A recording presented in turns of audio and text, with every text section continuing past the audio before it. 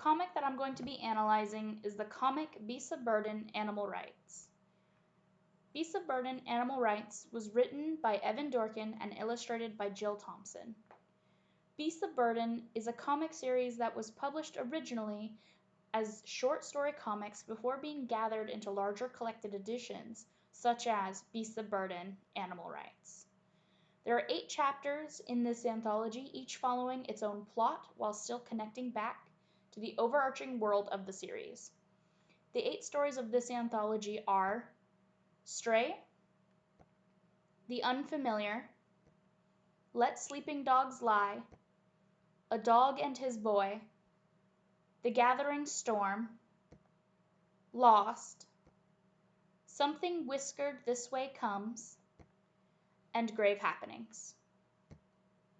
Beasts of Burden, Animal Rights is a horror anthology following a group of 5 dogs, Pugsley, a pug, Ace, a husky, Jack, a beagle, Whitey, a Jack Russell Terrier, Rex, a Doberman, and their friend, the orphan, who is an ownerless cat.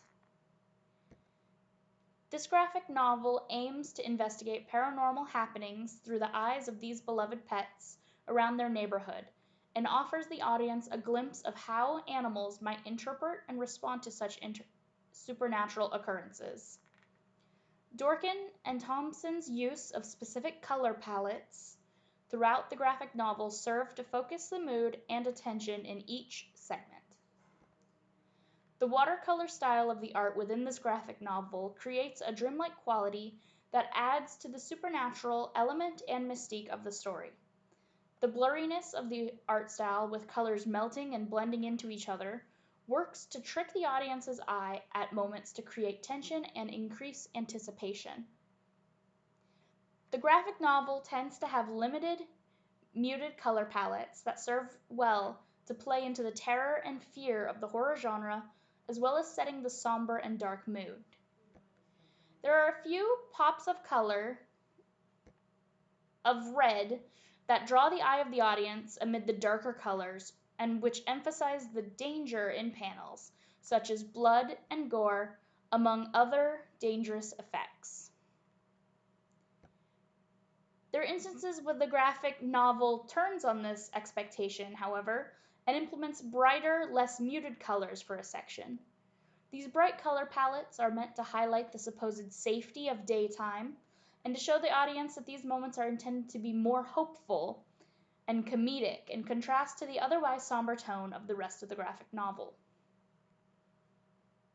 The graphic novel uses a sepia tone palette to convey flashbacks to the past as seen in these 2 scenes. This palette is a common palette used to reflect a sort of antique feel to these memories, prompting the audience to have a reminiscent mentality about these moments. This separated palette works to ensure that the audience knows the panels are not happening currently and that they are a memory.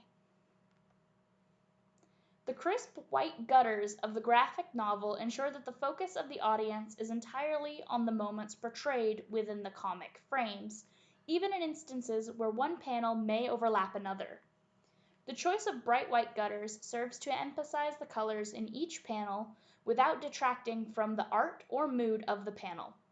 The contrast is vibrant and stark and does well to serve its purpose of creating separation. The use of color throughout this graphic novel is intentional and used in order to set the mood for the comic. Dorkin and Thompson do well in this, and stoking this anticipation of the horror genre.